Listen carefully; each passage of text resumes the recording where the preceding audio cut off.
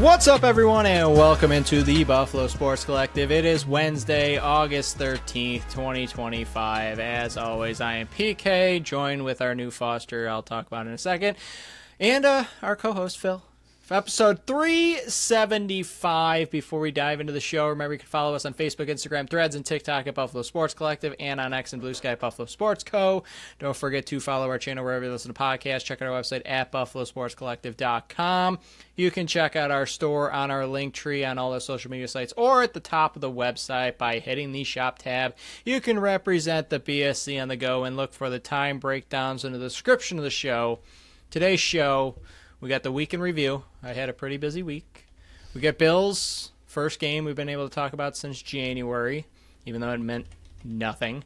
A little bit of a James Cook conversation, real quick, because he was back at practice on Tuesday. And then Bandits. This was all Phil's idea. This was Phil's baby. We're in drafting mode because it's fantasy football season. We just wrapped up our Dynasty Draft for the rookies. So we're going to be drafting the best dynasty teams Phil and I can build separately, and then up to you guys to vote and pick which team was the best. Remember, it's Dynasty. We'll get into it in a bit. But Phil, how was your week since the last time we spoke? It was good. Didn't do too much. Work's been all over the place, so that's been a lot of the focus. It's also been insanely hot. Not a fan of the heat. Tuesday, Phil. Every Tuesday we're recording. It's the hottest day of the week. It's insane. It's insane that it falls on a Tuesday. Not good for you. I'm doing okay in my Central Air mini office. Good for you. Yeah, it feels great. I might need to throw a hoodie on pretty soon. We'll see what happens. No, it's really hot. I've been watering the plants, but waiting until super late at night. But even then, going out at 8:30, 9, you walk out and it's just a wave of heat still, and you're like, oh, I don't understand how people like hot weather. I don't get it. I don't think I ever will. I don't like it. So the weekend we did some disc golf and Saturday morning before it got hot. That was a good time. Definitely my first time this year. I think I went once last year, maybe twice. It's possible. Yeah, no idea. I do remember losing one of my discs last time I played. Didn't lose any this time. Almost lost my life going down a small little cliff. And the tree I was standing on and I kind of pushed off of re-caught me, and that was helpful. But almost slid all the way down a little hill. That would have been sad. But I caught myself and we were all good. But disc golf was fun. Did better than I expected. Did all right. Pretty good shots. Some good shots. Thank you. I did win one hole, I think. So that was exciting. You did beat me. And then the rest of the weekend, because it was hot, I didn't really do much. Just kind of hung around the house, which I felt like antsy, like I wanted to do something, but I didn't want to be outside. Yeah, that's fair. Yeah, my week went disc golfing with Phil, like you just mentioned. Played in Lockport. It's a course. Not a great course, but it's a course. Play it maybe once a year, and that's good enough for me. My buddy Mike, not a fan. He is not a fan. Maybe also because I've beaten him twice now in a row. It rarely happens. I'm like always one or two shots right behind him because he's just that much better, because he's just a hair better than me. And last two times we've played, I beat him, and I think he's a little salty about that as well, along with the course, of course. Built a deck off the back porch, so another thing off the checklist for PK's house. Just got the railing to go. It used to just be like those little death stairs because there was falling lanes on both sides, and the dogs would just go out the door and just straight jump off them. So now we're forcing them to go out the stairs, turn left, and then they jump. But it's a shorter jump this time. We built it a little bit lower, a few more stairs. Stairs are wide. It's coming along. Just got the railing to go. Brooke's still just got to figure out what type of railing she wants, and then I got to go to work and build it. Last one, you might be seeing her walk around right there. That's Mama Vivian. We call her Viv. She came to the house Sunday, I think it was. We think she's between 2 and 8. We have no idea how old she actually is. They think it's 2.5, but based on her teeth and the white in her face, we don't think it's possible that she's 2. We think she's closer to 5, but she could also be 8. She was found in a stump with puppies down in Texas, spending the shelter down there since February. She's heartworm positive, so what if you don't have dogs? Phil doesn't have dogs. If you're heartworm positive, it's really bad for dogs. I don't know if cats have heartworm. I don't know if that's a thing with cats. I have no idea. I don't know. It's big with dogs, especially down in Texas, though. Very dangerous. I mean, it's one of the leading causes of deaths in dogs, I believe. Don't check that stat. I have no idea. But with that, you have to be pretty much secluded for months until it clears up. And in doing so, there's not a ton of exercise. So you gain weight. This girl's supposed to be probably like 40 pounds. We weighed her yesterday. She's 52.5 pounds. She's on a diet. She looks like a little tank. She's a tank. She's like a little turtle. Where if she rolls, we're not sure she can roll back over. We do feel bad, though, because it does seem like she's so uncomfortable that she can't really find a comfortable spot to lay down. She might not even lay down while we're recording this, but I'm up doggy duty. It's different. The last 4 dogs we've had were puppies. 3 of them were in a pack, and then the one solo one that we only watched for 2 weeks. It's been close to a year since we had another adult dog. Vastly different. I mean, you don't have to clean up poop, pee. You don't have to follow them around to make sure everything. You just got to make sure this one's able to roll back over when she gets on her back. But very sweet. We've had her for 2 days. Now it's diet time. Her and me going on a diet together, man. Getting in shape. We're going to be running around the backyard. Yeah, you've had a lot of different style Fosters over the years. Most of them are pretty calm, and then there was just the one hyperactive. Yep. He was all over the place. And, he was a crazy doggy. He hung out for a while. We had him for like 3 months. But yeah, we've had a large collection of dogs. This is the first one that we've had that we have to put on a diet, though. So it's a new adventure. I think I'll have to count. This might be like 15, 16, 20. I have no idea how many dogs can come through this house. But what I do know is I watched a Bills game right before. No, this was the day before we built the porch. Bills had an actual game on Saturday. Meant nothing. Beneficial. And, I guess what were your thoughts on the game that transpired? They lost. Who cares? The biggest thing is, for the most part, they got out of it healthy. Yeah, I'm going to start there. And one of the bigger healthy aspects of it was Joey Bosa. I think just seeing him on the field, especially, obviously, the biggest thing with him is his health more than anything. Coming into just being a Buffalo Bill, he immediately got injured. I know that was a while ago, but it was right away. It was like, okay, well, this is great. He's already injured. You're worried about injury concerns. That's annoying. And everyone said, like, oh, he should be fine. Should be able to go back to training camp and practice and everything like that. But still, it's exactly what you were worried about when he signed up with the team.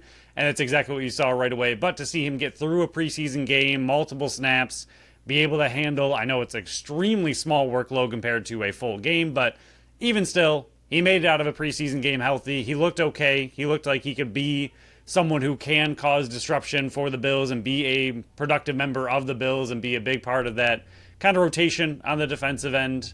So I think that was really, really important. The Ray Davis field goal, we love field goal kickers. That was just kind of fun to see. You and I took our stab at it. We'll see if that ever comes to light. I don't know what's going to happen with that. We did decent. But yeah, we did all right. We were both able to complete extra points. So take that, Ray Davis. But the other thing, I don't know. It's so funny that like this is what preseason is. Like preseason is narrowed down to thoughts on the backup QB for the Buffalo Bills. Yep. And White looked good. Trubisky looked a little shaky.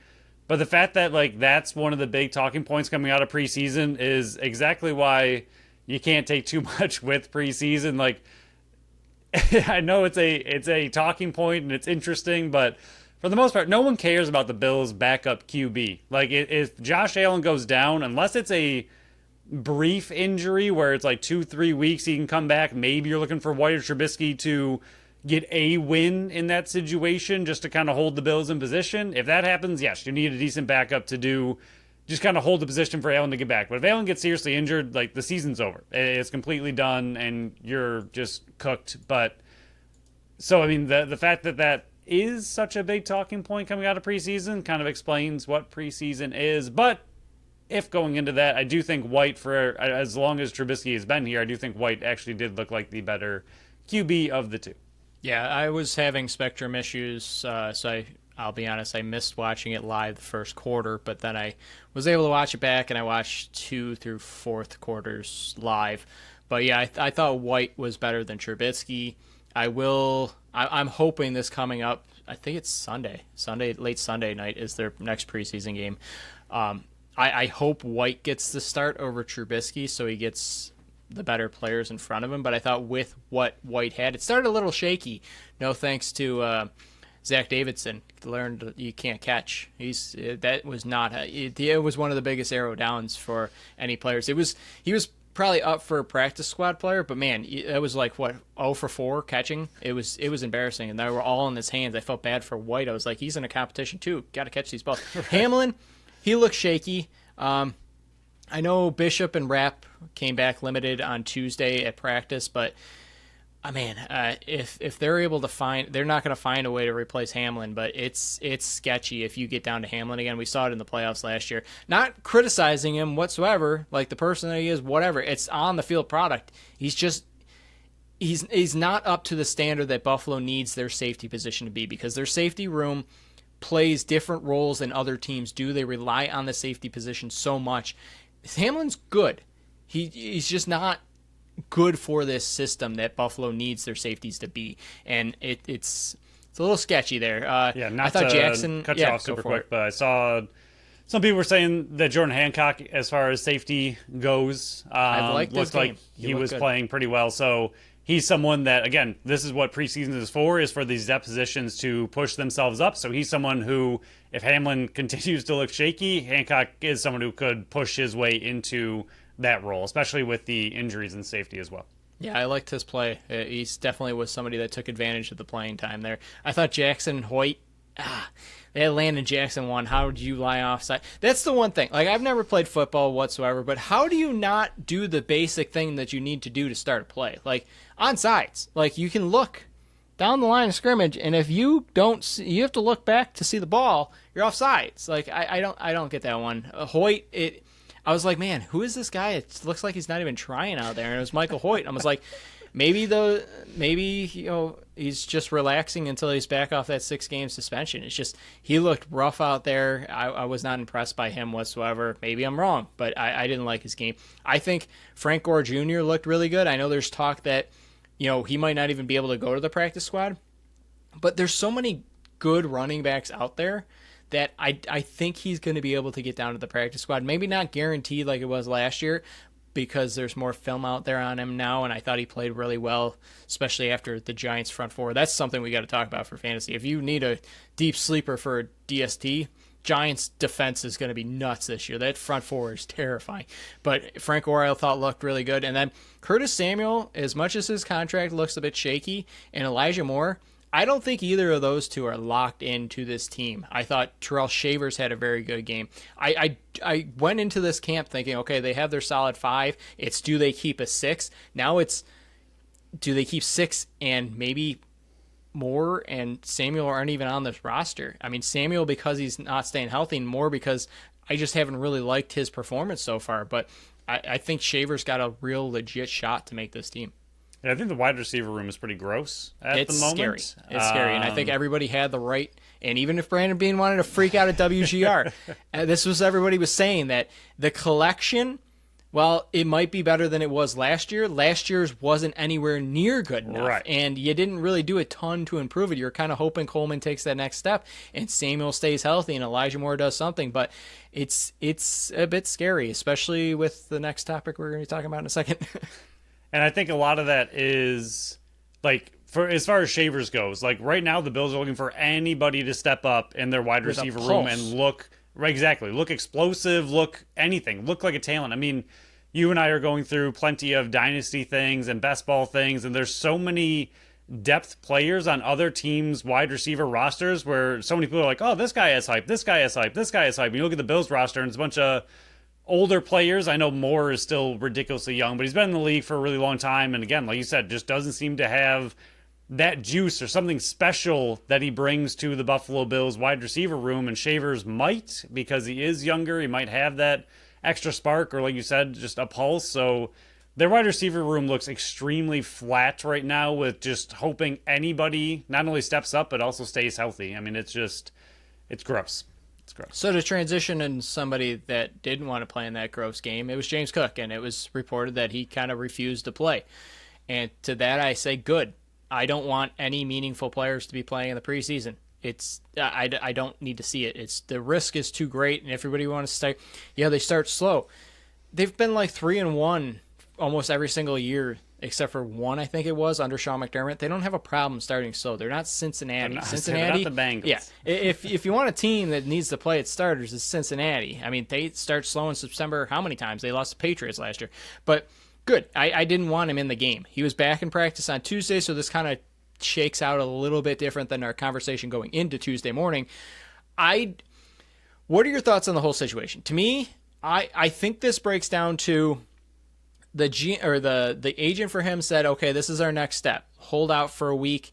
And I think as much as they say won't factor into it, Hard Knocks episode 2 is coming out when we're done recording this. I think the main point is going to be a James Cook situation.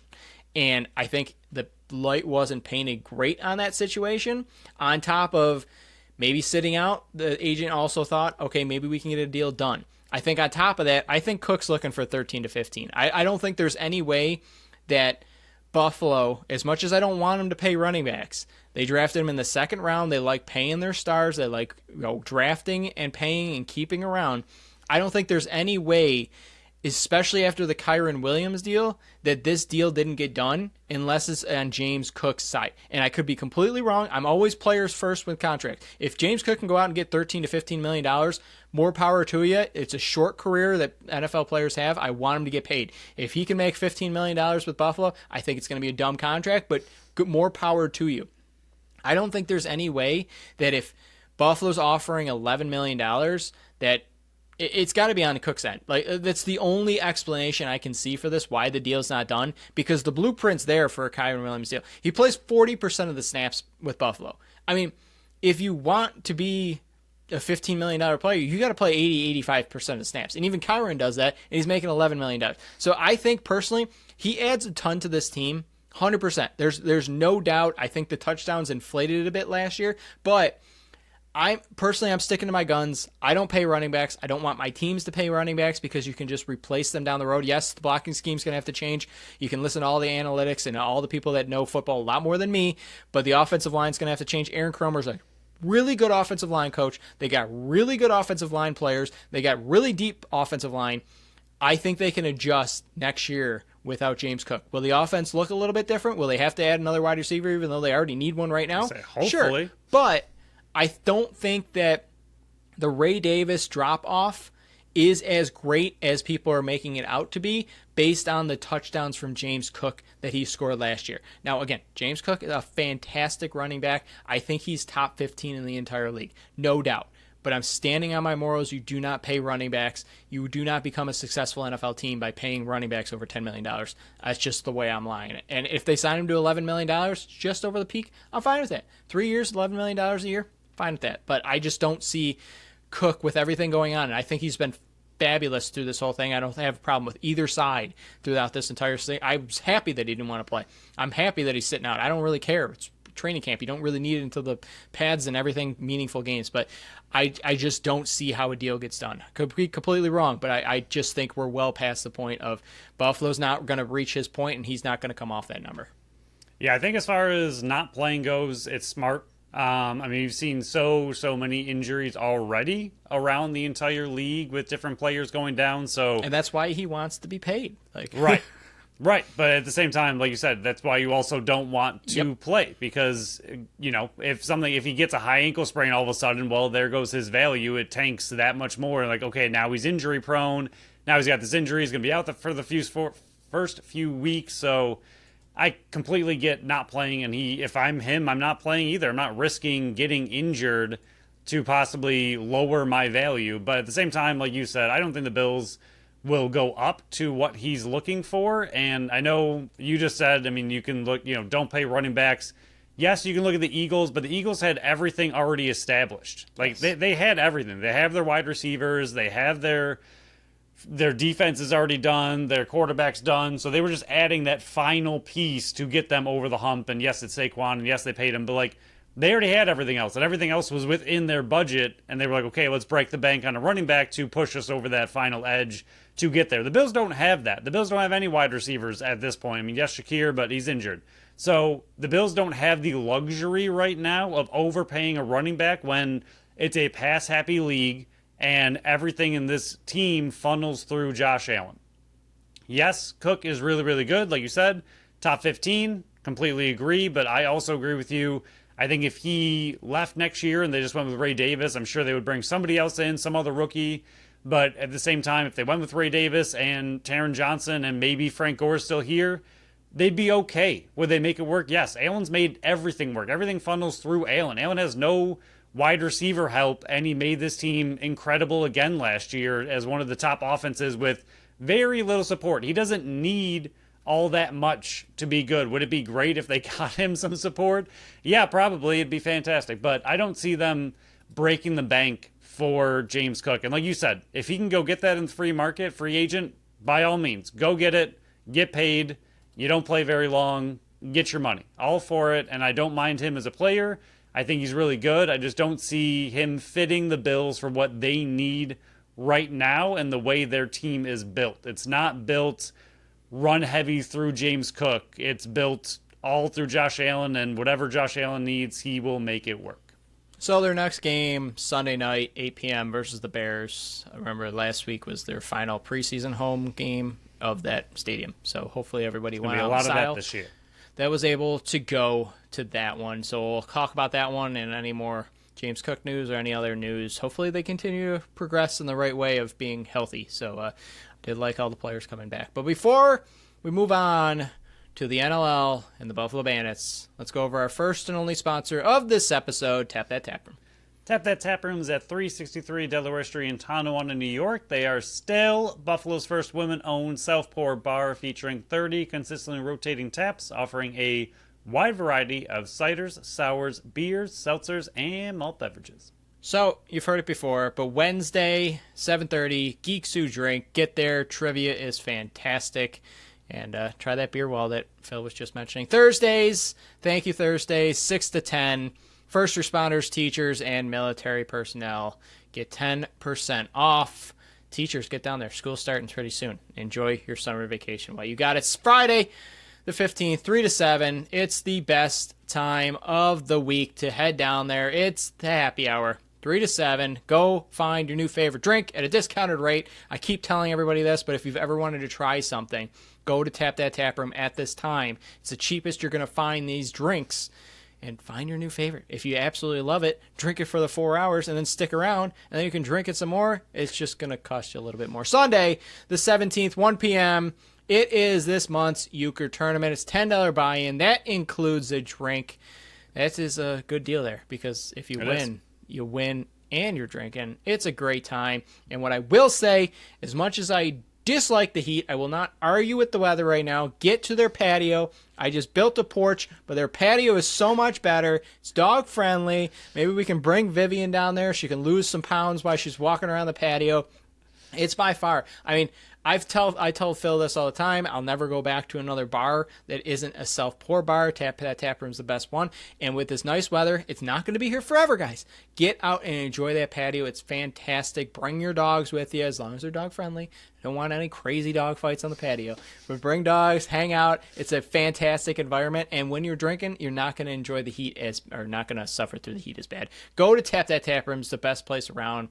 Everybody that we've ever taken there, or anybody that has ever listened to this episode and gone there, they come back with glorious reviews. I've never heard a bad review on Tap That Taproom. Again, we're never going to have a sponsor on the show that we don't ourselves absolutely love, and hopefully that comes off in all these ad reads. But find out what else they got coming up, because it's a ton. Check out their Facebook page and find out what's on tap and what's on deck. Check out tapthattaproom.com. Scrolling up, at the moment, free agency is still scheduled to open on Friday. And I don't know if... What's going on here, Phil, is we kind of talk about this very briefly before we started recording. there's so many qualifying offers that are being put on players. There's players that are signing deals. Jeff Hendrick just signed a 2-year deal. Go back to Georgia. Liam McGrath just signed a 3-year deal. And both of those guys were sticking around because their rights were still with Georgia.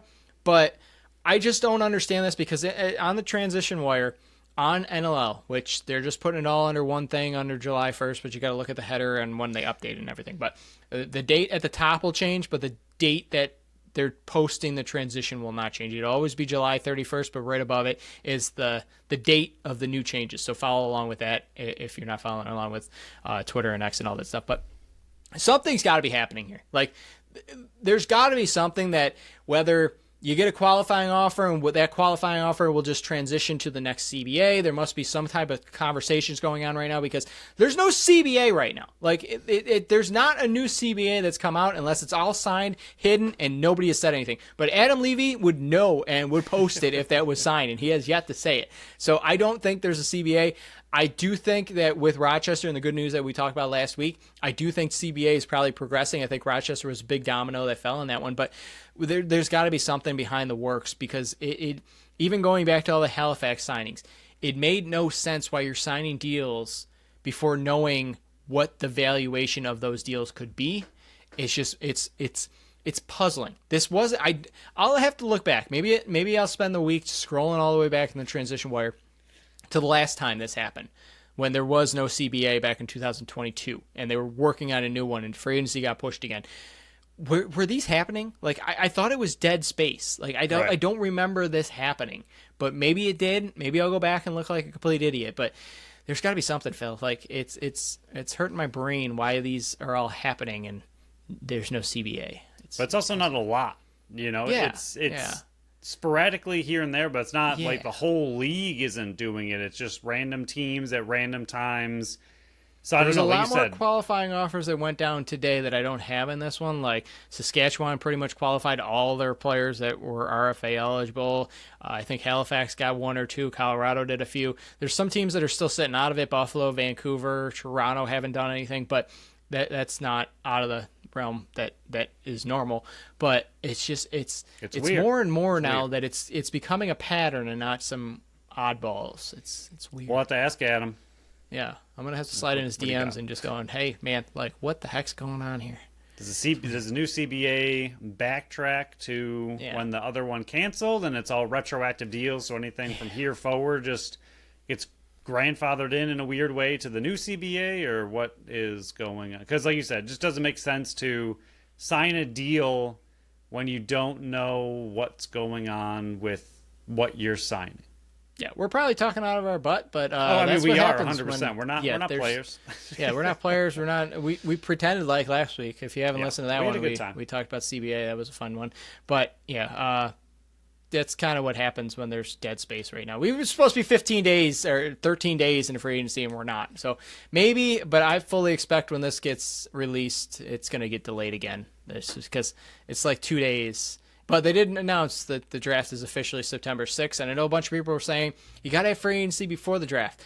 I don't think that's true. I know a lot of leagues do, but I really don't think that the draft is going to affect free agency too much. So even if CBA is signed before the September 6th draft, even if you have the free agency a week before or a week after, I don't think the draft is going to affect free agency too much, where if I didn't get this guy in free agency, I'm going to draft this guy instead, and that guy is a rookie coming into a situation where rather than sign a veteran. So I personally, that's just me, I'm not a GM, but I just don't see how the draft affects what you do in free agency as much, because the draft is for future, the free agency is for now. I did just look it up just for my own knowledge. NFL is before, but it looks like NHL is after the draft, so...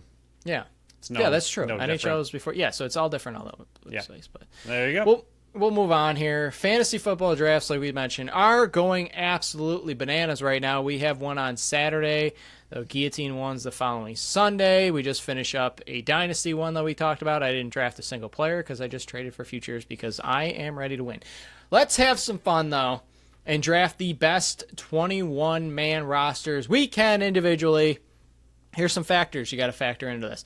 We're not taking contracts into account at this. We're not doing that whatsoever. So if you sign a 3-year deal, guess what? That's null and void. You're under our own contracts right now. Everybody's a free agent going into the expansion draft here, or dispersal draft, I should say. We are not taking living locations and jobs into account. They're moving to us. Tough cookies. We were the players last week, and now you got to adjust. But we are just going to be drafting the absolute best dynasty teams we can. That means skill. That means age. That means position all come to a factors. We're not drafting practice squad players, but we're drafting the best 21-man roster we can possibly field. And I know 19 players play, but 21-man active roster is what we're going to be drafting again. Age comes into it, so if we don't draft, I'm not going to spoil too many things here, but if Matt Vince isn't on your list, it's because he's 42, 43 years old. This is a dynasty league. These players are going to be on our teams for years and years and years. So age does play a factor. So does skill. So does position. So that's what we're going to be doing here. We really didn't talk about this beforehand, Phil. Do you want first pick or second two? I wanted a coin flip. I'm good with that. You're looking for a coin flip online. So what I will talk about until you get one pulled up. I wasn't doing that, but I can now. Okay, that's perfect. Phil and I did a bunch of research. I did a lot of extra research that wasn't needed. I have 107 players on my draft board right now, and I'm taking 21 of them, and you're probably taking 21 of them, so that's 42. So if you do the math there, I took way too many extra players here. But how I explained it to you was I took players, I broke them down to left forward, left D, right D, transition, goaltender, so I could build the best roster I possibly can. And I don't want too many of the same players. That's what Buffalo ran into in Colorado where they lost. They had too many skilled players, Connor Fields, Chris Kluche, Josh Byrne on the same side. It just didn't make any sense. So if I draft a certain player and then you draft a player that I really wanted, I need to counteract that. So it's mismatching. You got your coin flip. Yeah. What do you want, heads or tails? Give me tails because it never fails. All right. Here we go. Tails it is. Yeah, I want first pick. All right. First pick. What do we always say? What does everybody always say? You cannot win a championship without a lockdown franchise goaltender. Christian Del Bianco, you were on PK's team. That was, if I was going first pick, I didn't want, I felt, I don't know, I wanted to go both ways. Like I could either see top goalie easily as he was my first overall. If I was going one, it was Christian Del Bianco by far. But if I wanted second two, I also like that as well, so I really didn't know which way I was feeling. Because there are still other great goalies out there. You don't say. But there is no Christian. There's only one. I am up for two. So I'm going to get my left side of my offense and the right side of my offense locked down early. We're going Dane Smith, Jeff Teat, done. 1-2, punch. Yeah, that's good picks. That's good picks. Yeah, they're decent, I believe, at lacrosse. I will say this: we both had the number 1 and number 2 similarly for our lefty and righty forwards. Now this is where it gets a little tricky here. I don't know how to keep track of this. Yeah, so much typing. It's so much stuff. This is where I try to figure out: do I want to go back to forwards and kind of get the second best, or do I want to go to like transition or defense and get my top ones there? So I'm going to go to my transition game, and I'm going to grab a young transition player that was up for transition player of the year. Give me Ryan Tarafanko. Welcome to the team. I like it. I do like the pick. So this was the other problem. It was really hard going through all of these names of the entire league and trying to narrow it down, not only to 21, but just in general. I told you, like I did my list before you, and I went, it's so difficult. And then later on in the day, you're like, hey, I see it now. I get it. It's tough. Yeah, I was exhausted trying to figure it all out, and I'm sure there are so many names that I just simply skimmed over or missed, and if you pick them, be like, oh, dang it. That's what I'm wondering if it's going to happen as well. I kind of got it broken down, like, I know exactly the players I want, or how many players I want per position, but I don't know which ones I'm going to end up with, how it mixes together. So join us for the fun ride here. All right. This is where it gets really tough. Do I steal more offense from you, Or do I... boy. This is where it becomes fun because we're drafting a meaningless team, but we definitely want to beat each other. But yeah, we definitely we take it seriously. This is We do. And there's just so many names, so many ways to go. All right. I'm just gonna go offense, I guess. We're going offensive heavy to start. I don't think it's a good move, but I'm gonna go Josh Byrne as my other lefty. Lock down some of the top names, even though they are a bit older. It is That true. was somebody that I was contemplating instead, but I'm going to go a little bit older. I'm going to continue my transition game, but he's got a little bit more offensive ability that we saw this year. And this one's going to hurt your soul. Give me Zach Currier, who was not even up for MVP discussion. He's only 31 years old, but 18, 29, and 47 on the year, 193 loose balls, 32 caused turnovers, 11 block shots, and can play lefty forward as well if I need him to. So Ryan Tarafanko and Zach Currier are going to run circles around your defenders. All right. So with that being the way I guess we're doing this, I guess I should probably head at least one in that direction before you just take all the defense. So I'm going to snag Owen Grant. Nice. That's what I was going to go next. I wanted all three of them. Nice 25-year-old transition for my team to counteract what you're doing. You got old legs out there. I'll take the young legs. I really wanted that one. That one stings a little bit. Good. Okay, so what I'm going to go and do now is I'm going to get the younger version of Josh Byrne. Give me Connor Fields to lead my lefties. I thought you were going to say the younger version of Owen Grant. I was like, how much younger are we getting here? Oh, I got some 20-year-olds on this list. Oh, I mean, of course. Well, he's only 25. But, all right. You finally went offense, which is good. I'm going to take, we'll go right D, Matt Hozak, player, defender of the year. Bring him over. Also with a bit of transition in his game. I didn't know he was 31 years old. That was the thing, though. Not bad, though. Block shots. Not bad. He's pretty good. So now I'm contemplating, what do I do here? Because I could have some real fun here, but it'll affect the overall makeup of my team. But I think it'll hurt you more. Oh, okay. And I think that's what I'm going to do. I think I know where you're going. Choo-choo. Give me O-Rig. Give me Chris O'Regulari, 23-year-old. He's going to be my backup to Christian Del Bianco. And, yes, I know it's stupid starting with two defenders, but if Christian Del Bianco ever wants to sit on the couch again, I got O-Rig to back him up, 23 years old.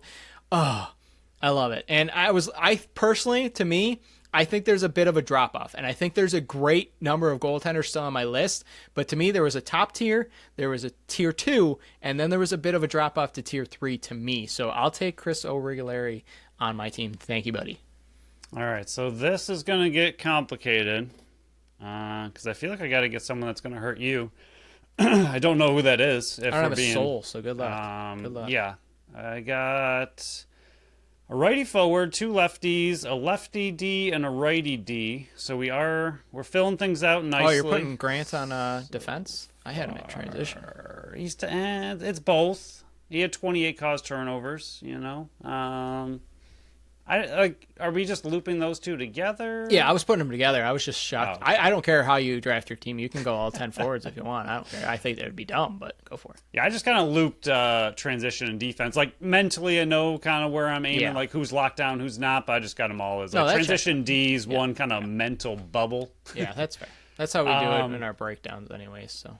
It's true. So I don't really have to worry about goalie. If you get a third, I don't know what you're doing. I'm pretty happy with goalie at this point as far as what I see left on the board. Yeah, there's good goalies. I just wanted the top two. Yeah, no. It's fair. I do love O'Regulari quite a bit. So I might need both if you're going to throw Teat, Byrne, and Smith at me. Yeah. I feel like I do want to go another offensive player.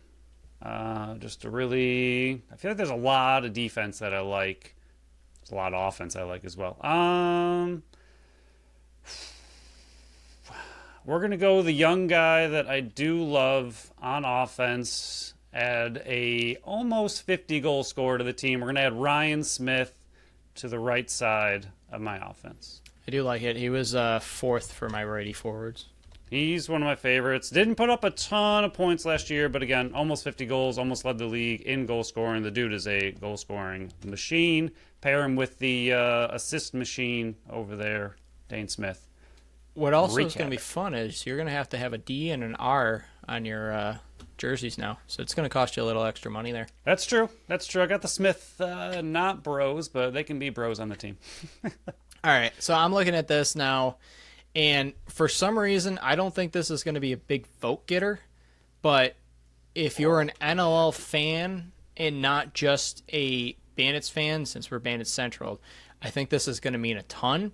To lead my righties, I'm going Clark Peterson. I think 100-point season, and that was shared with Hogarth and Randy Stats on that side. He's got 115 loose balls as well, plus 4 caused turnovers. But he's also a playmaker. He's got 70 assists. So I'm putting Peterson on my right-hand side. So I got Connor Fields on one side, Clark Peterson on the other. I do like it. There's definitely not to be mean already, but there's an A offense and a B offense, I would say, to start. But oh yeah, still fantastic. You're going to beat me in offense, but I got that transition game that you're not still able my to goalie. stop. Currently, I'm putting in everything in the empty net. It's true. Worry about that later. We'll get Steve Dietrich out of retirement to join the squad. Okay, so offense, I got 2 and 2, so that's looking pretty good. Don't want to completely ignore it, but I do need some more defenders. There's one I'm staring at, but the age is mildly concerning. Is his drop-off going to happen soon or not? But he is ridiculously good. I do like him quite a bit. This is annoying because I like all of these players. I guess we'll go with it. We're going to go with Mitch DeSnew. Wow. Pretty solid transition, and he's really good still. 1, 2, 3, 4, 5, 6, 7, 8, 9, 10, 11. Oh, he's 12, way 13, down your 14, list? 15. He's my 16th lefty defender. He's still got it. Oh, I agree. It was just the 33 years old is concerning to me. You got it like 3-4 more years max at his peak, which is great. I'll take those. Which is great. And that again, remember, Sorry everybody, for this weekend. We're not drafting the best overall team we can.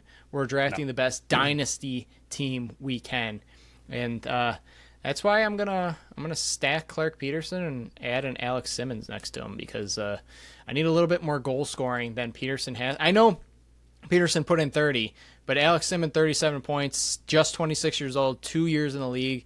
I think there's another gear to him. I think he had a bit of a sophomore slump, which is weird because he put up 96 points. I do think that he's a 110, 120 point player on this team in Albany next year, and it would not shock me at all if he puts up an extra 14 to 24 points next year. So Alex Simmons, add to my righty side.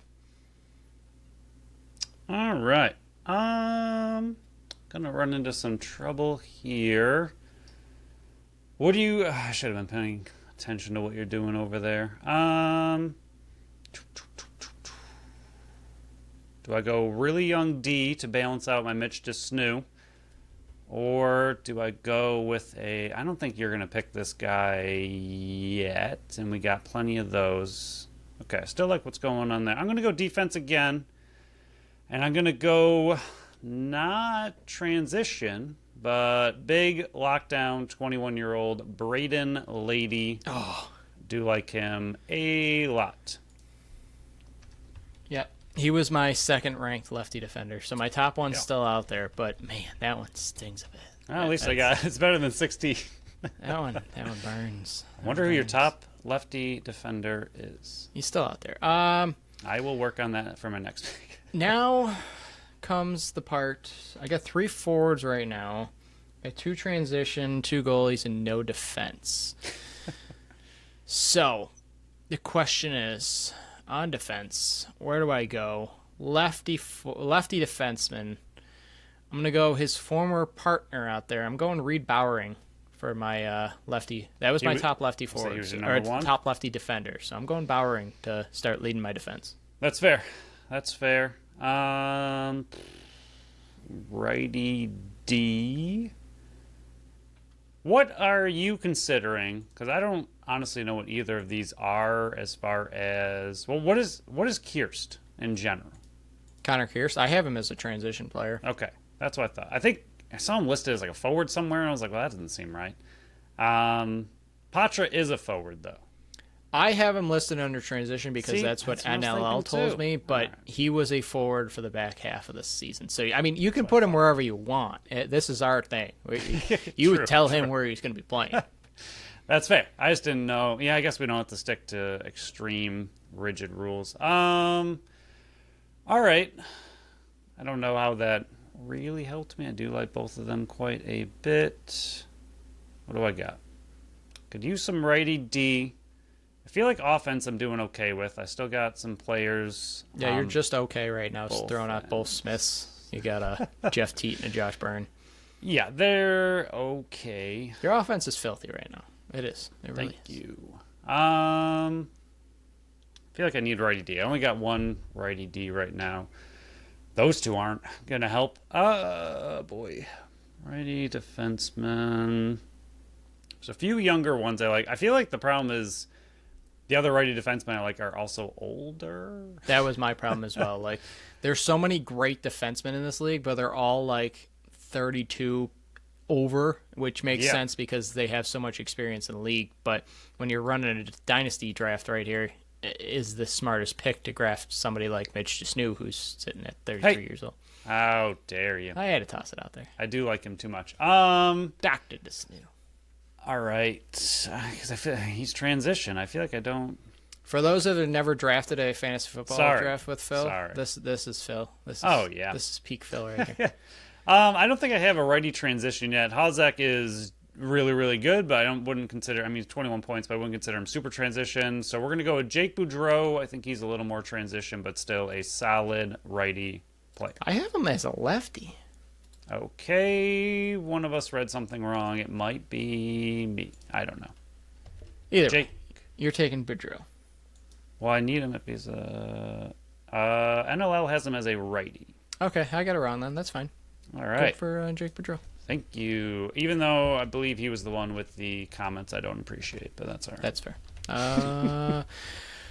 I'm going to look to add to my defense core. I'm going to righty D, and this is somebody that had his season cut short last year. I almost went with him, too.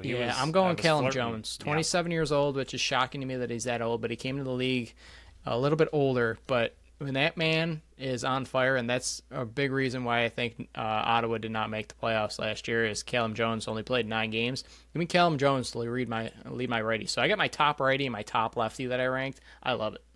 Yeah, I did have Callum Jones. I was hoping he would sneak a little further on the draft because I thought you would also think that I missed him. So that's unfortunate. He was one I was literally just staring at this whole time as my pivot. But I was like, PK will think that I don't know about him and he'll slip a little further. You are welcome. Oh, boy. Okay, so I got a pretty balanced team. No goalie. We're shooting, I don't know. All the goals are going in right now, but I got 2 righty forwards, 2 lefty forwards, a lefty transition, 2 lefty D, a right D, and a right transition. So could go right D, could keep eating into your forwards. I'm going to go forward just because I haven't been there in a little bit. There are a few lefties that I really like still, but this one fills a need and is also just really, really good. I'm going Tanner Cook, lefty. You stink. 27 years old. The big thing I like about him so much, he's a big man. I need some meat. I need some meat on my left side to protect Teat and Byrne. He's 6'3", 225. Give me my bulldozer on the left side. Tanner Cook, also a ridiculous 30 goals, 40 assists. The dude's really, really good. Yeah, I hate you. Yeah, you're welcome. Oh, I really wanted him. That's a great pick. I thought I could sneak him through. Like, what you thought Jones, I thought Cook. I really did. Okay. He's in bold for me, just so you know. Teetering. Let's see here. I will still go lefty forward, but now that frees me up to take a player that I think was coming on late, and while I think Phil was underwhelmed by his rookie year, and I think a lot of people were underwhelmed by the rookies this past year on the offensive side of the ball, I think this back half of the season, starting with the Buffalo Bandits game, Dyson Williams. I'm taking Dyson Williams to pair with Connor Fields on my lefty side. Dyson Williams coming to the team, 25 years old. All right. I did have him, and I do like him quite a bit. I could either finish out my lefties or go righty. I don't know if I really have any righties that I'm overly thrilled about right now. There is one young We both righty have 11 players left. I don't even know if I'm building this team correctly at all. I have what I have listed. I don't know if it's... This is not practice squad? There's no practice squad. Okay, well then I am building this incorrectly. I think you're still good so far. You got 3 No, lefties, I am, but 2 righties. it's not what I was imagining. Thanks for listening to the intro of this draft. So. Yeah, I did. That's why I was just kind of thinking. I was like, oh, shoot, 24 players this practice squad, not 21. That's also 25, but go for it. There you go. Why did I think it was... Did it used to be 24? That's 24. I don't know. It's 25, though. What do the Bandits dress? What do they They dress 19. Well, no, for their 21, what do they... Oh, you're just going to draft all Bandits. That's fair. No, I was just trying to figure out what their professional opinion is on how many lefties, how many righties, how many defense. All right, so that frees up that spot. I'm going to go... Oh, man, I don't... Ugh. Phil is teetering. It's because I don't... There's one I want on my right side, but there's 2 I want on my right side. One is wildly different than the other, is the issue... Do I go young and productive or old bulldozer? I like Ryan Smith enough. I think him and Dane have enough attitude to them to be bulldozers. So we're going to go young righty. I'm going to go Josh DeWick. And 24-year-old, put up 42 goals, 33 assists, 75 points in his coming out year last year. I like that he's real young and can build around it. I loved him. I just couldn't figure out where to put him because I was wondering how much of those goals and production, while great and you can see that the potential's there, how much of that is due to Tom Schreiber not being there. And again, a lot of that has to do, you got to still go out there and put 42 goals behind the goaltender. So that's fantastic. I'm going to go, I only got 2 defenders right now, so I'm going to slide back down to defense. And I'm going to grab, I got my 3rd ranked defenders on both sides because you took the seconds. I'm going to stick with the righties. And I love this pick. He's been nagging injuries for a while, but I've been watching some summer ball with the Six Nation Chiefs. And give me Latrell Harris. Still only 27 years old. I like the defensive crop that I'm building right now. Latrell Harris coming to my team. You got a lot of injury-prone players over there, sir. Yeah, but they're all healthy right now. As far as I can tell right now, they're all healthy. Yeah, that's what Ryan Lee says at the beginning of his seasons, too. Yeah, well, he was healthy last year. There's a few forwards over there that lasted the whole season. I do like Ryan Lee quite a bit. All right. So that's a lot of lefties. I assume you're going to take one of them. Got some righties that we like still. I'm going to go with some anger, I guess, on my right D, because that's what we like to build around in Buffalo, and Buffalo's not going to love to hear this name, but I'm going to go Elijah Gash, 25 years old, 6'4", and I think he is another player that is just coming on strong. I think he had a really good season last year. Love his size, love his anger, and he had a pretty good year. Obviously still very young and coming on, but I think he is up and coming. Not even on my 107 player list. Not even there. Crazy. Not even there. I like Elijah Gash. Where do I go here? Give me Jack Hanna, righty forward. That gives me my 3rd forward up there. Jack Hanna, welcome to the team. 26 years old, 82 points last year, 75 loose balls. My forward group can pick up the loose balls and keep possession and score some more. My forward group will never let the ball go. That's true. All of them are going to be in the back of the net. All right. I don't my numbers are all off. What are we doing? 21. 3, 6. I'm at 12. Oh my gosh, we got so many players to pick still. Got 9 left. 9 players left. I feel like we need so many more defense. I'm also running out of space on my little note here. All right, we'll go. I feel like that was a voice crack. It was. I heard it. I was going to let it go, but you called yourself out. I appreciate it. Yeah, that's all right. You're welcome. We'll go Connor Kearse. We'll get some lefty transition going. I do like him quite a bit. Pretty young. I think he's really, really good. He's been a target of ours forever that we knew we would never be able to get on the Bandits. I love it. Let's see here. I need another lefty D. Give me my third ranked lefty D. Another name that I don't think is going to get appreciated, and because we're an East Coast show, a lot of my players are not going to get appreciated. Give me Bennett Smith from Calgary. Thought he had a great season last year. I think he came out a little bit, and I think at 24 years old, he's got another gear to him, former 11th overall pick. So give me Bennett Smith from Calgary. Yeah, he is on my list. I would hope so. I have 107 players on my list. Well, I just picked someone you didn't have, so I don't want to hear it. Well, that should tell you about your list. No, he's great. I'm really struggling with the forward. I do not know. It's usually, 4 and 3 is usually what the Bandits do, but then what are the scratches? You'll have one Nielsen. scratch on forward and one scratch on defense. So essentially you're doing 4 and 4, and then just That's what I'm doing. Load up. All right. I'm doing 4 and 4. All right, then I can still get my bulldozer. I don't think you're going to take him anytime soon, though. I think you got plenty of great picks over there going down. So I'm going to hold off on that. Are there any lefty? Yeah, we'll take the other lefty forward that I really like.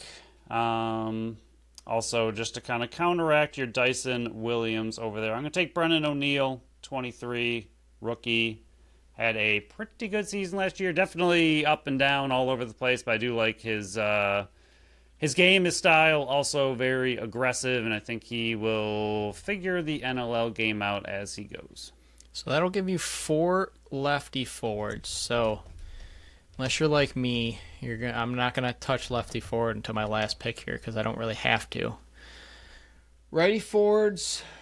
Actually, lefties, I only need 2, so my last 2 picks can come from the left-hand side here. Well, my last righty 2 picks are going to be goalies. I need one more lefty or righty forward. Defense. I'm going to go back to defense. I'm going to keep loading up on defense. And that's where we're both at. Let's see here. There's so many good defenders out here. This is just where the age gap increases a tad for me. So there's so many good old defenders out there. I'm still going to go somebody that's still on the younger side. And maybe this is a mistake, but I'm going to go with it. Give me Eli Salama, a player that I've always wanted from Buffalo. Now I got 2 Calgary defenders. That could be risky, but give me Salama from the right-hand side. All right, so he was right D. PK hates my right defenders. Oh, no. And I think we just lost Phil. PK? I'm going to keep talking because he just disappeared completely. So we're going to keep rolling through this. If need be, I will. We're in mid conversation. We're reaching out to Phil, find out what the heck just happened because he just disappeared. Don't panic. Where'd you go? Panic. Asking Phil where the heck he went. Yeah. Oh, there he is. Is he back? I got him. Phil, can you hear me? Yeah, I'm good. He's back. Oh. He's back. I kept it going, so you're on the clock now. Hang on. Oh, we'll leave that open, I guess. I am so confused. Said I lost connection to the server. I know we're still recording, and everybody can hear this. All right. I think we got a... Wow, I did not realize how far we were into the episode. We got a haul. Well, somebody's taking 20 minutes until each pick. It's true, and now I'm thrown off. I feel like I had my pick, and I don't know what it was. Where are we? Defense. All right, I'm going to go Holden Garland, 28, lefty D, 6'2", another bigger guy. I like him a lot. I probably shouldn't have made that pick, but that's what I'm doing. We got to fly. That's fair. He was flustered. He was flustered. I need some lefty help. I'm going to go with a guy that I've always loved. No. No, Let's switch it up. I'm not. Mitch Marine. Marenier. That's got it. That sounded more from Ottawa. correct. Yep, I got it. You got it. That will give me my third lefty defender. All right. Flying through, I got a couple righty Ds that we like still up here. You and I are really avoiding the Buffalo Bandits. Great team, not making the list. They're older. They're older. They are. That is the issue. I don't know how much of a dynasty team they are. Well, they already are a dynasty. They did it. That's the problem. They're already like in their dynasty. We're trying to start a dynasty. Theirs is built and done. Well, it's still going. Do I go one of PK's favorite picks who's on the older side? Or we're going to go Taylor Jensen, right D. Oh! Oh, wow. Oh! That hurt PK quite Wanted that one. All right. Good pick. That feels good when I get one right on your list. I feel like there aren't many so far that I've gotten right for you. So some of them hurt worse than others. Oof, baby. Good pick. This is where it gets complicated because I need one righty D, one lefty D. Could use another transition player, 2 lefty forwards, and a righty forward. You still need a righty forward over there, though, sir. I do. And that's where I'm going to be looking. And I'm going to go somebody that's underrated. He's lower on my list, but that's why I built these big lists, because I needed to... I got Peterson, I got Simmons, and I got Hannah. And what they aren't is on the bigger side. I'm going to go Trey LeClaire. He's got a bit of a transition ability here, but I think he is a bigger body that doesn't need the ball in his stick, that can work without it. And while I'm looking at it, there was another player that I could have picked, but I think I like Trey LeClaire best. I'm going to round out my righty forwards with Trey LeClaire. Are your righty forwards done? I got 4, so I could go more, but I'm not going to. I wish I could guess which one you're missing, but I don't think I'm going to be able to do that. All right, so I need 12 defenders. 1, 2, 3, 4, 5, 6, 7, 8, 9. I got 3 more going right again. We're going to stick with... We got 5 picks left. All right, still need 2 goalies. That's fine. So 3 picks. So 1, 2, 3, 4, 5. 1, 2, 3, 4. That makes sense. Yeah, it makes sense. Okay. We're gonna go Colton Armstrong, right D, and that's all I got. Also not on my list, but he probably should have been. That might have been one that I missed. I'll take that. Oh, I need 2 lefty forwards, but you already got 4, so I'm not going to take a lefty forward here. I got 5 more picks. I need a righty defender, lefty, transition. What do I do here? There's just so many good transition players that I still want. There's just too many of them. Where do I go here? Where do I go? Do I go with somebody that gives me... that's where I'm going to go. Give me Jake Withers. Can take faceoffs for me as well. Special teams, Jake Withers. 31 years old, so a bit like he's going to be one of my veterans on this piece. But Jake Withers rounds out my transition. I don't appreciate you taking Jake Withers. With the amount of Jake Withers... I got him at like the 16th round, man. What do you want from me? Well, more how much you talk a lot about his attitude, and then you're taking him on your dynasty team to be toxic to your locker room. That's fair. That's fine. I don't need it. We're a dynasty. Well, I'm just going to... Oh, no, then I should wait on that. 1, 2, 3, 4, 5. Yeah, I'll wait on that. So I need a lefty D, a righty forward. That's really where we're at right now. All right, lefty. Do we go local is the question, or do we go with the broskies? Well, the other broski is 33 years old, and my other lefty D is already 33 years old. Oh, that's why he hasn't been picked by me. Always wanted Graham Hossack, but we are going to go with a local boy, Cam Wires, lefty. That was the one, Marinier or Wires, and I picked Marinier. Yeah, I do love Cam Wires, still up and coming. I think only 25. Bring them on. We need some bandits on this team. Well, you got all 3. I don't think I've taken one yet. You got all 30. I'm going to go lefty D as well. I'm going a guy that I think is drastically underrated in the league, and it's another West Coast guy. I think you're winning this draft just because you're drafting all the bandits. Your offense is probably better than mine. But I'm going Warren Jeffrey. I think he's vastly underrated. I think he's one of the better lockdown defenders in the league that can also put up some numbers. So Warren Jeffrey rounds out my lefty D. I think the analysts would give you the W, though. And let's hope Petty, Gregoire, and Teddy Jenner and Adam what Levy matters more is really the question, and it's that's fair. That's what I'm rooting for here. It's the analyst. It's not the other one. All right, so righty forward to pretty much finish out my team in a way. I already got my last righty D locked in. I don't know who the right forward is that you were mentioning. There's two of them, but the one that I kind of flubbed, I should take. Yeah, that's the one I don't know, and I definitely don't think I'm going to get it right, which is upsetting. Man. Question is, do we need a big man? That's the question. Do we need a big man, or do we go with more talent? That is the question. That is the question. Phil needs to answer. Yeah. We'll go. God, what is with my voice? He's nervous. He's flustered. Yeah, I guess so. We're gonna go Zed Williams. We'll get my big man. Local boy. He was on the list. Further down because he is 30. Yeah, he's a little older and coming off some injuries, but I need somebody to keep my my righties protected. So I will get my. That was not my pick. What was your? Because righty forwards are over. So what do you got? I was looking at either Ty Kurtz or a Westberg. Westberg's on the list. I know Westberg put up 49 points, but he's 32 years old, and thank you. But he's bigger. I thought he could have been more of a lane sitter because he's so unselfish, but that's why I went his partner in crime, Seals. Need another righty defender, and this is where it comes down to: do I go with what I love? Do I go hometown, or do I go age? And I think I'm dropping the age, so I'm not taking Ryan Dilks. He's 35 years old. If 5 was cut off of that and it was a 0, Ryan Dilks would be the home run pick right now. Yeah. That was one of the oldest ones I had on my list. Yeah, he was tough to keep off. He's too old. Brad Kree's on there, but he's 33. Can't also go that way. So I'm down to 2. I'm really down to 2 here. And I'm going to keep the path continuing to chug.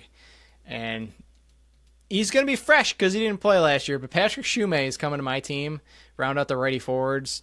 Again, another West Coast guy. I'm a little nervous going into this vote. I think you're going to win the votes just because I don't think half of the people that are going to be voting know these players. Yeah, I've picked a lot of local-ish people or former names. Anyway, so this is my last pick before my 2 goalies, if my math is correct, which I don't know if it is. 1, 2, 3, 4, 5, 6, 7, 8, 9, 10, 11, 12, 13, 14, 15, 16, 17, 18, 19 players. So you should be picking your 2 goalies right now. Oh, I missed one of my players then. What did I do wrong? I don't know. I've got you for Jeff Teat, Josh Byrne. I think you're right. Tanner Cook, Brennan O'Neill. Then you got Dane Smith, Ryan Smith, Josh Dowick, and Zed Williams. You got Owen Grant, Jake Boudreau, Connor Kirst, Matt Hosick, Elijah Gass, Colton Armstrong, Mitch DeSnew, Braden Lady, Holden Gerlant, Taylor Jensen, and Cam Wires. Yep. I should not have taken Zed is really what happened. All right, so goalies, my favorite position that PK already stole all of the good ones. So I'm going to do something similar to what you did. The question is, what younger one? But we'll start with Doug Jamieson. Keep it simple. 28 years old, still really, really good. Put him in front of a great defense, and he'll show up. That was my 3rd-ranked goalie, but that was the one where my tier fell off. I'll grab my lefty forwards. It's funny that I'm filling out the lefty forwards here. This is where it's struggling for me. So I know my last pick, but I can play around with these numbers a bit. Who am I going to add to Fields and Williams? Give me another West Coast guy. Give me Zach Mans, former East Coast guy. Give me Zach Mans to round this out. All right, my other goalie is between 2. It's either going to be Aiden Walsh, 24, played fantastic in front of Vancouver, or do I go with the really, really deep dynasty starter, which is something I love to do, and go with O'Toole, who's only 22. Oh, wow, okay. And drafted in the 1st round. We don't know. I think he had like 20 minutes played. He had an 83.3 save percentage, 5.93 goals against. So he's amazing in the like 10 minutes of NLL action he has seen. But Aiden Walsh proved it for a good majority of the season, also only 24. So, I really want... it's fun. It's fun. We're going to go with O'Toole just to have fun. That's very interesting why you didn't pick Thomas Kajzik. I would have went to Kaisick, but more power to you. O'Toole was not on my list. Rounding out the team, how could I not go with the man that I was all hot and bothered with last year? He's going to be my bruiser for my lefty side. Give me Dawson Thied. Came out alive, ready to play. 32 goals last year. Dawson Thied rounds out my team, rounds out this dynasty. Remember, dynasty is not overall best players. It's what we got to hammer home. It's a dynasty draft, so you're looking for younger players.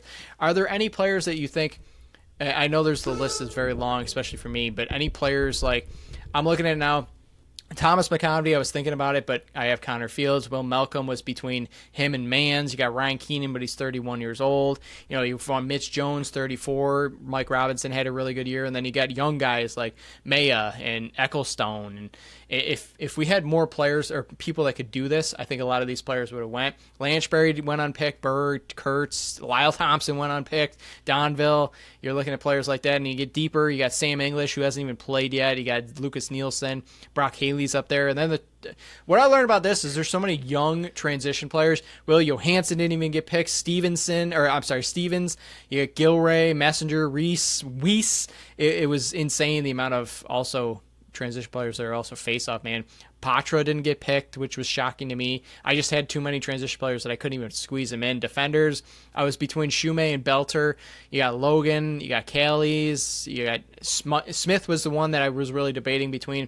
I really wanted him on my team too. Hosick, and then you're looking at the goalies. You got Damoud, Dobson didn't get picked. Kaisick didn't get picked. So there are still so many young players and players that could be. You could pick somebody that could build a 21-man roster out of just the people that we left unpicked, and it would compete with ours. It was. Yeah. Are there any other players that I didn't name that I kind of just oversaw and missed? I don't think so. Ryan Lee. I don't know if you mentioned him. He was pretty on my up list there. Obviously, Keegan Ball. I think you already mentioned. Yep. He's on Donville. He was one that I was going back and forth with quite a bit. Like you said, Lanchbury. He was one that it was him or Dowick for me. Jesse King, again, on the older side, but really, really solid. McConvey already mentioned. I don't think you mentioned or missed any defense at all. I think I had everybody that you had. Nick Weiss, obviously, only 32, so still slightly on the high side for a dynasty, but had a fantastic, fantastic season last year. I think you had everybody else. Inacio was the one that I missed that I should have picked instead of Zed Williams. I had two face-off guys and miscalculated my numbers. So I'm going to go 100% at the face-off dot. I don't even know. Yeah, no, you would probably have to throw out Kirst. Kirst would probably be your face-off man on your team. I'll take the Snoo. That's all right. He can muck it up. Snoo? That works. Snoo versus Withers, that would be interesting. Yeah, we're going to lose everyone. But, I mean, the Bandits never win them anyway, and you and I both know face-offs don't matter. So they don't matter until certain situations. I did want Inacio on my team, though. He was him or Withers. He was on my list as well. He was low on it, but a straight face-off man that I think has another year next year as well. But I think we learned that Phil's probably going to win the votes, but it's mostly because I took a bunch of West Coast guys. I also learned I should have switched which screen I was looking at. I was looking off cam the entire time. All good. Most people listen to us on audio only. But again, this was Dynasty. Go vote on the social media sites. Which one drafted the best Dynasty team? Again, not overall team, Dynasty. Absolutely love this idea, Phil. Went a little long, but who cares? It's our show. We can do whatever the heck we want. Gonna have a little editing here because you disappeared and came back. But bought a little time. You're quick back. You're quick. It wasn't internet this time, so. It was like the NLL that needed to take a timeout in the expansion draft to figure out, we can draft somebody other than the team that was picking in front of me. Idiots! Fantastic. Phil, is there anything else you'd like to add to the show before we shut it down for another week and let the voters decide on who drafted the best Dynasty team? Yeah, I mean, if we can throw just one random question out there, you and I both had Christian Del Bianco as our 101, as it were. Yeah, but be yours? If you were building a team, you don't have to give us a full 21-man roster, but if you got a top defense, top offense, top goalie, or what your 101 pick would be, let us know in the comments and have some fun with it. Dynasty, enjoy. Fantastic question. Should be Christian Del Bianco, but maybe somebody else has a different opinion. Maybe somebody will start with Matt Vince and just run him into the ground until he's 60, and that would I'm fine with that as long as he's playing advantage. It'll be even better. It'll be down to 5 goals against average when he's 60. So that black book that he's got, it's got to be so long already. Imagine another 20 years in this league. But we'll wrap it up. Again, we went long, but thank you all for listening because this was another fun one. I had fun. Hopefully you did too. And Phil had to take a brief time out, but we'll fix that in post. It's like he never even left. He just knocked to come back in. But we'll wrap this one up. Thank you all for listening to another episode of the Buffalo Sports Collective. Thank you to Tap That Tap Room for sponsoring this episode and this podcast. Follow us on Facebook, Instagram, Threads, and TikTok at Buffalo Sports Collective, and on X and Blue Sky at Buffalo Sports Co. Visit our website at buffalosportscollective.com. You can check out our store on our link tree on our social media sites or at the shop tab at the top of the website. Follow our channel wherever you listen to podcasts, including YouTube. You can see us go back and forth trying to draft somebody. And leave us a review on Apple and Spotify. Until next time, bye-bye.